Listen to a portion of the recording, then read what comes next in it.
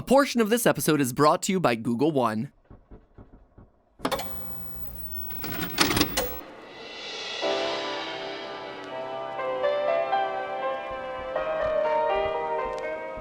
Hello, and welcome to your first day on the job here at Theorist HQ. We have all sorts of fun planned for you as you start working as our newest... Insert job title here. Before we begin your exciting Theorist adventure, we are legally obligated to tell you that by continuing this tape, you are implicitly entering a legal agreement with Theorist is no longer liable for any injuries or, in rare cases, premature deaths befalling you or your family coming from any or all of the following: paper cuts, running with scissors, vending machine accidents, computer monitors, electrocution, dark web activities, rampaging animatronics, awkwardly placed knives.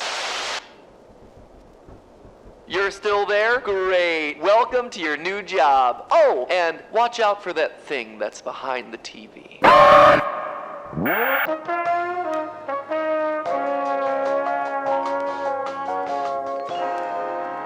Hello, Internet! Welcome to Film Theory, where we still think you're beautiful no matter how long your mangled corpse has been stuffed inside a robotic sheep. So if you've ever been on these channels for even a fraction of a second, chances are that you know that we're big fans of Five Nights at Freddy's. No, not that sort of fan. Put that thing away. You put it back in that heck closet where you came from. But in all seriousness, being a fan at this point is a bit of an understatement. Game Theory has gotten 45 episodes dedicated to the darn thing. Heck, in less than a year, Food Theory got an episode. It is practically a rite of passage for the Theorist channels at this point. But what about me? Poor little underappreciated Film Theory, the middle child. Between the official movie's constant delays and other FNAF-y films like the Banana Splits and Willy's Wonderland being meh at best, it seemed like there was really no chance for the requisite Film Theory on animatronic horror set in a nostalgic 80s era restaurant franchise. But then I found the Walten Files, a combination animation, live action, audio play, horror mystery experience here on YouTube created by the Chilean animator Martin Walls. The events of the story, which is still ongoing and unfinished according to its creator, obviously draws heavily from its FNAF source material, but it uses those elements to tell a horrific tale in its own fresh way. A tale where the biggest horror isn't the immortal aubergine serial killer, but rather our own failings as human beings. But in order to get to that end result, you first need to piece it all together. True to form, on a first watch, all you're gonna take away are a bunch of disturbing images, but if you dare to look closer, the real plot is hidden by glitches, reversed audio, unlisted videos, and even the scariest place of them all, the YouTube comments section.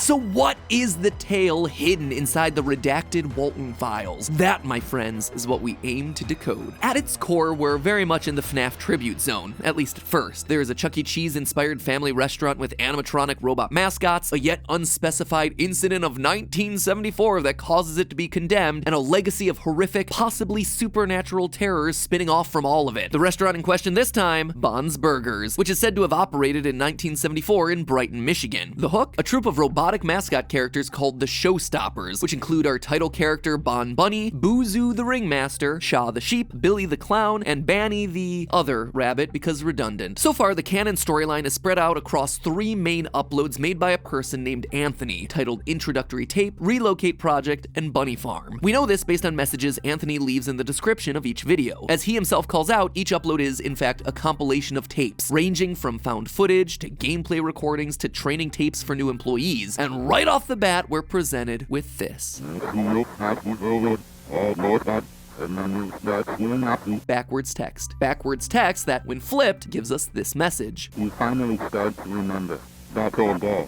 They will look out for you soon. You finally start to remember that old day. They will look out for you soon. So already within minutes of this thing starting, we can tell that we're dealing with a repressed memory or amnesia plot. But who or what is coming for us? It's 2 minutes later when things get real serious. Bon invited Shah, Bozu, and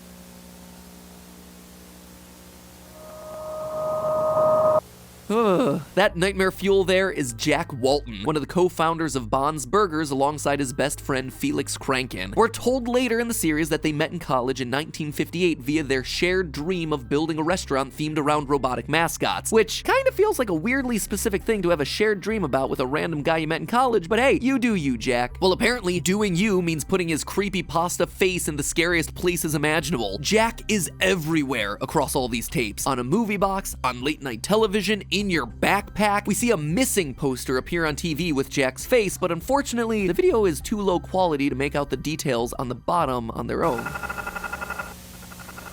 Ugh, the sound design of this thing is just horrific. You would think that our clues would end there, but in a brilliant move on the part of Martin Walls, creator of the series, by turning on closed captions, we can see that Jack has been missing since June 11th, 1974, the same year that Bond's Burgers opened and then shortly thereafter closed. Coincidence? I think not. Our little Bond cartoon tries to get some light, but in a flash, we see a possessed Bond animatronic over a new character named Sophie, dressed in every security guard's favorite color, purple. After the Sophie jump scare, we cut to live action found footage from October 10th, 1982, where we meet and immediately lose our final new character from this first video, Brian Stells, a facility caretaker for Bunny Smiles Incorporated, the parent company of Bond's Burgers. But he's not going to a restaurant, friends. Instead, we watch as he drives to a storage facility that's buried deep in the woods, labeled K9. I've been driving for 20 minutes and I can't find the place. I made it to the location. I think Chris told me this place hasn't been working since about 78, 79. His job is to test out the animatronics.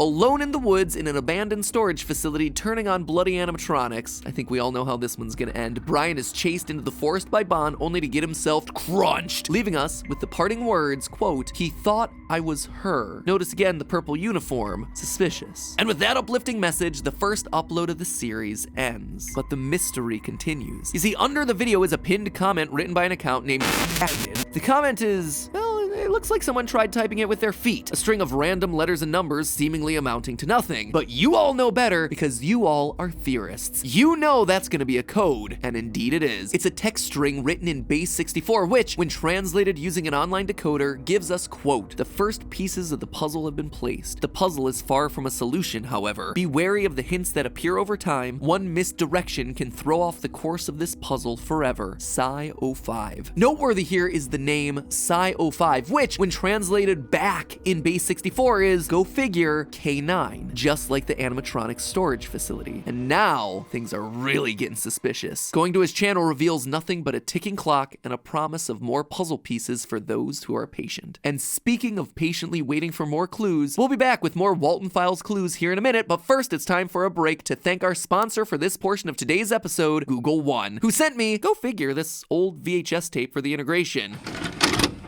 Hey, you! Yes, you there, sitting on the couch. Are your photos overflowing? Is your cloud feeling crowded? Do you have a mysterious facility buried in the woods hiding your deepest, darkest secrets because you have nowhere else to put them? If any of those apply to you, and let's face it, we've all been in at least one of those situations, then you should consider Google One, the paid membership that's designed to give you expanded cloud storage for protecting and preserving all your most important memories. Google One's expanded storage works across Gmail, Google Photos, and Google Drive, allowing you to continue living your digital life to the fullest without having to stop and make the hard decisions of what to delete just to save a few extra gigs. True story, breaking from that VHS thing for a second here, we recently celebrated our 10-year anniversary over on Game Theory, which meant a lot of retrospectives and lookbacks. And as you might imagine, a decade's worth of scripts, videos, and photos is a lot of data. But my Google One 2TB subscription has allowed me to keep it all for all of these years. I was able to find my first editor emails in Gmail filled with hundreds of notes, the first photos on Google Photos of me starting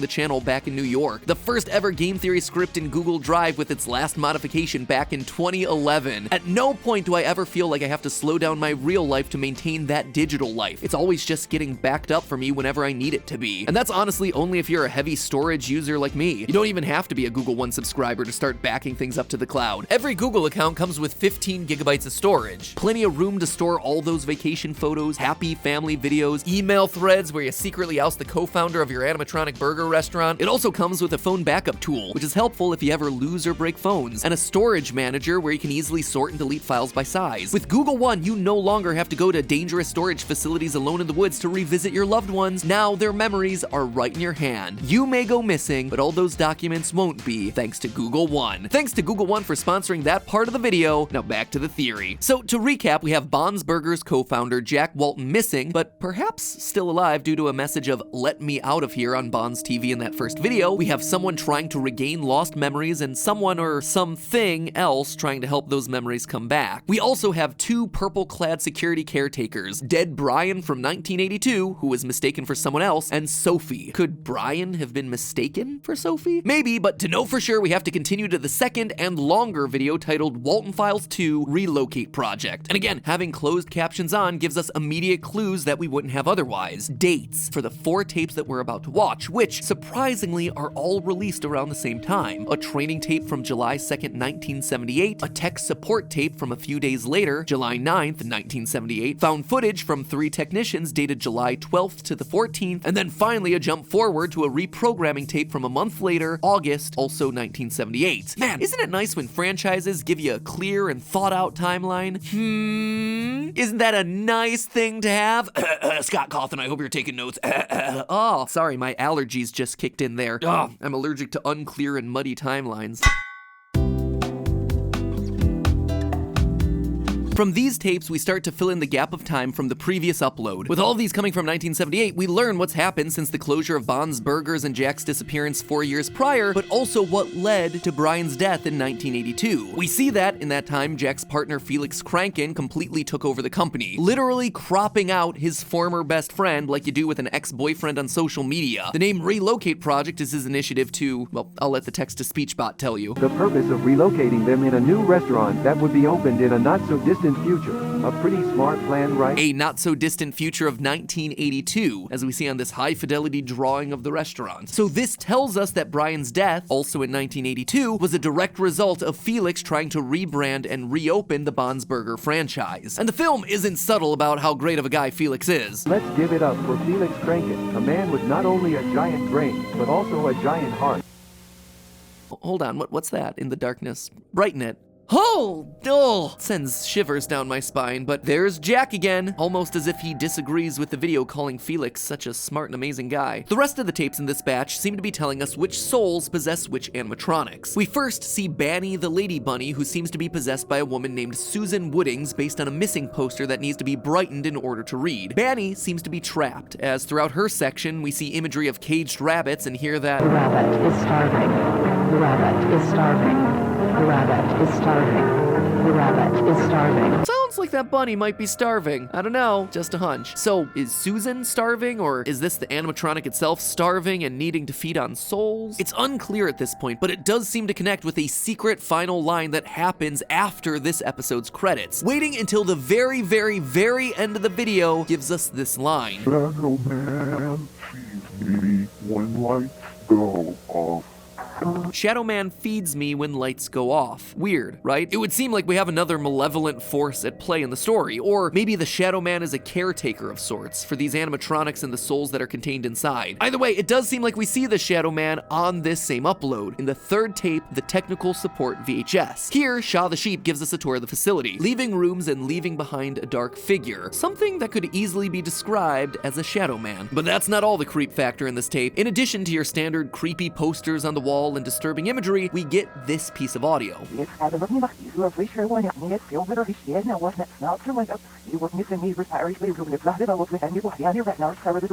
More reverse sounds. Playing it backwards, we get this. Rosemary would go to the restaurant every night hoping that his beloved husband would reappear after being missing for weeks, but no response until one day she heard a voice saying, "I know where she is, Rosie," coming from the backstage. So it seems obvious that Shaw has the spirit of a woman named Rosemary inside. Based on the fact that we hear talk of her missing husband, Rosemary appears to be Jack's wife, also meeting with an untimely fate. But the real detail to call out here is the voice that leads her backstage before she gets stuffed, using a shorter, more casual name like Rosie. She's actively being lured back there by someone who knows who she is. We hear later that Bond the Bunny is the one who will Fix you. You will be beautiful. So could it be that Bond was also the one luring her into the back? Or was it the Shadow Man? In any case, it's yet another confirmed victim of the restaurant chain, and yet another animatronic identity confirmed. Which leads us to the last tape of the bunch, in which 3 employees spend a night in the K9 facility as they try to reprogram the animatronics. Ashley Parks, one of the 3, wanders off at night to explore deeper into the facility. Through her found footage, we not only meet a new animal friend, a gray rabbit that appears to be more puppet than human robot, but we also get up close and personal with Billy the Clown, which seems to be an older model complete with a cassette player in his stomach. And of course, this being a horror series, Ashley can't help herself. She plays the tape only to hear this. Jack, Susan, Charles, Rosemary, Sophie. A list of names, and not just any names: Jack, Susan, Rosemary, Sophie. One character we know went missing, two we know are in animatronics, and Sophie, whose role is still unclear. Plus, there's a new name this time, Charles. Could this be a list of souls possessing our 5 animatronics? Or, since we suspect that Rosemary and Jack were husband and wife, are they instead all related to each other? It remains to be seen at this point in the series. What doesn't remain a mystery, though, is the fate of Ashley, who, like so many before her, gets attacked by Bon and put into Billy. In a flash frame before the video ends, we're left with this chilling message and text across the screen of how their visit ended. They left the next day. They thought Ashley left early, but she was in the back doors, screaming as much as she could. But no one heard the screams. The following days, the caretakers would complain about an awful smell coming from the back doors. Company decided to shut down the facility until new advice. The relocate project was unsuccessful. Ashley is still there, but she's not screaming anymore. She saw something she wasn't supposed to see, and now she's beautiful. She's beautiful. She's beautiful. She's beautiful. Again, just like Rosemary, we have this repeated theme of beauty, that fusing with the robots make you beautiful in some way. And with that, we're through everything from the first 2 canon Walten Files. Or are we? You see, there's one other massive secret in this video, a hidden code to find an unlisted video on Martin Walls' channel. And it's hinted at by everyone's favorite commenter. More puzzle pieces have been laid out for you. Others are more significant than others. 2 pieces are crucial to slowly achieving the solution. Find the pieces, return them to me, and meet at the intersection. See you soon." End quote. And wouldn't you know it, but sure enough, there's a YouTube link broken in 2 pieces, hidden at both the front and back of the Relocate Project video. Putting them together gives you access to a secret video, lucky you, where everything starts to come together. But that, my friends, is a story for another day when we continue dissecting the clues hidden in this incredibly dense series. So for today, I'm gonna have to leave it at that. 3 solved animatronics and a lot of loose threads to tie up. Like, who is Sophie? What happened to Jack? What is the Shadow Man? And seriously, a burger restaurant? Pizzeria, I get, but burgers? I don't know, now you're pushing my suspension of disbelief. Anyway, what you think? Should I keep going? Was that a fun one? Well, maybe fun's the wrong word. Maybe interesting? Compelling? The cool thing about this series is that it's able to get dark in a way that FNAF really can't, or at least hasn't yet. But this is more visceral, more raw, and to me, as a result, much more scary. So if you'd like to see more, leave the comment down below. Wah wah Walten. I don't know why I asked you for that specifically. I thought it would be kind of funny to see a bunch of wah wah Waltens down there, but you know, you can just leave a comment of whatever. And heck, make sure you subscribe, because at this point, I at least have to get through that secret video in part 3, right? Right? Well, if you want to be notified of when that video drops, hitting the subscribe button is the only way to do it. And until then, remember, it's all just a theory. A film theory. And sweet dreams. I asked for more, but that was a mistake.